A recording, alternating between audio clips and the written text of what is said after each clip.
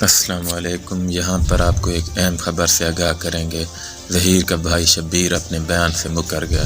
جی، شبیر نے جو پہلے بیان ریکارڈ کروایا تھا اس سے مکر گیا اور ظہیر کو پھنسانے کی کوشش کی۔ آپ سے گزارش ہے ویڈیو کو لائک کر دیں، چینل کو سبسکرائب کر دیں اور بیل کے آئیکن کو پریس کر دیں۔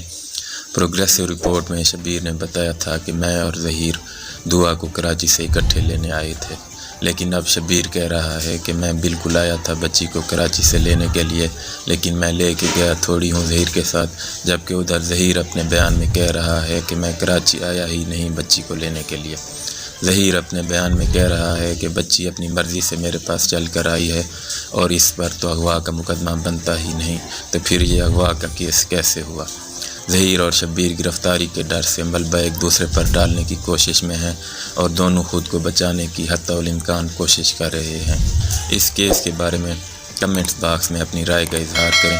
آپ سے گزارش ہے چینل کو سبسکرائب کر دیں اور بیل کے آئیکن کو پریس کر دیں۔